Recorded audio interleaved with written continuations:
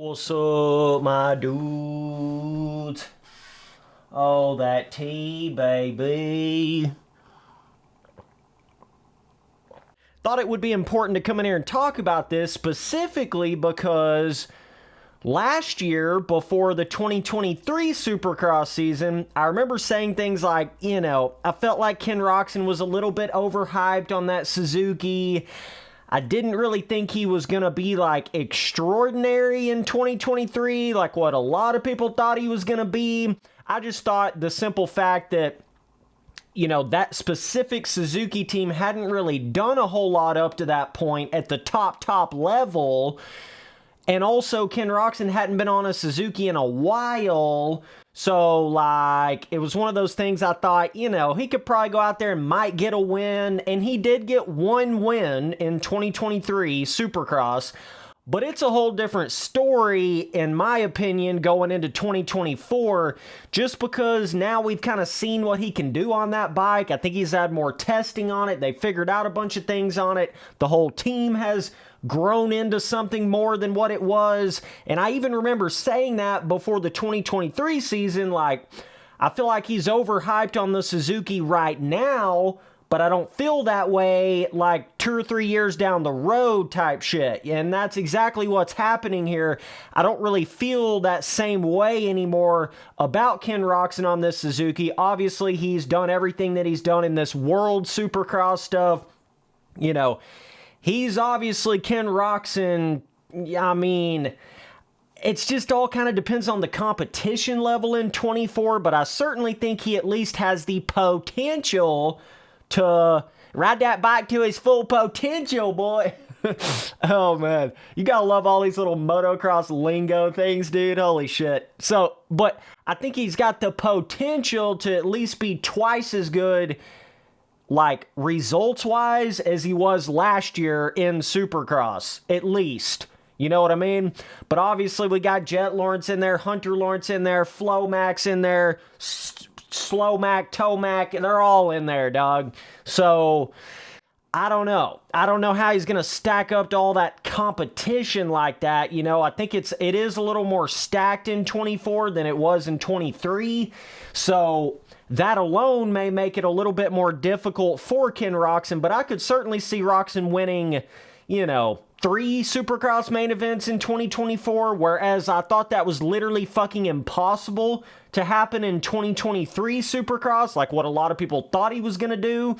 I think now there's kind of that potential to see the actual Ken Roczen that a lot of people thought he was going to be his first year back on the Suzuki. See what I'm saying? I still don't necessarily think he's going to win the Supercross title. I mean, I think it's possible, but not very likely, But I just think he is better now on that bike, and kind of him just randomly coming out one round in outdoors and damn near beat Jett Lawrence and everything he's doing in World Supercross. It just really seems like he is clicking on a bit of another level. Seems like he should be able to finish out main events a little bit better than he was before. The Kickstart Kenny shit, kind of killed him in a couple races, especially that outdoor round. He was sitting there kicking the bike for 69 minutes.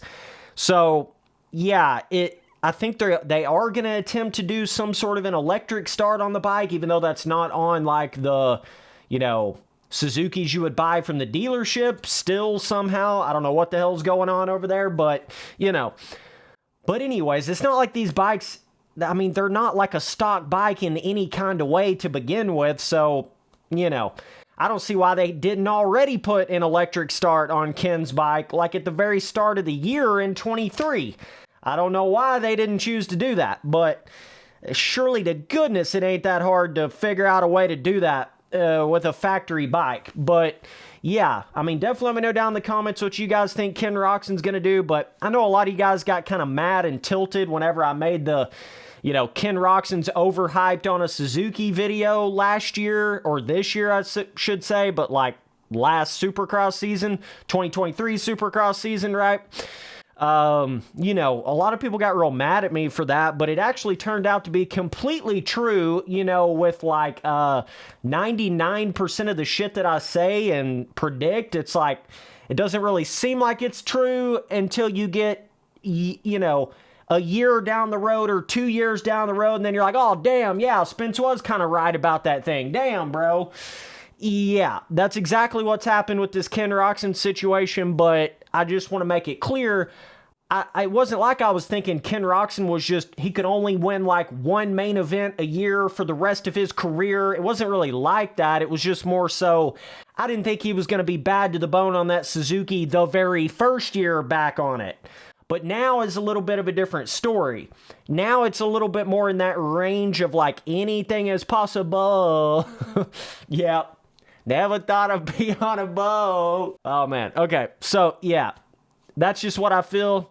I think Ken Roczen's got the possibility to do a lot better, whereas like in the 2023 Supercross season, I literally thought it was going to be impossible for him to win more than like 2 main events. There was just no way. There was just no way. But now he's kind of, you know, he didn't really race the outdoor season. He got rested up a little bit from that.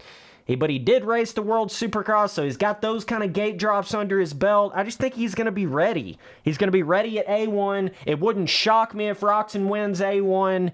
You know, certainly possible. But yeah, sometimes when you start doing these predictions and you start saying certain things, it's like especially a lot of the fanboys of certain riders, they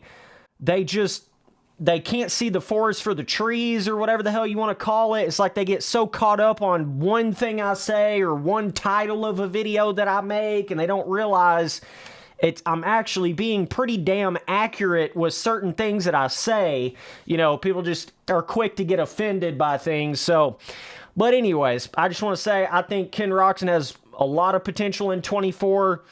I hope he goes out there and does that shit. He's probably only got a couple more good years left in him.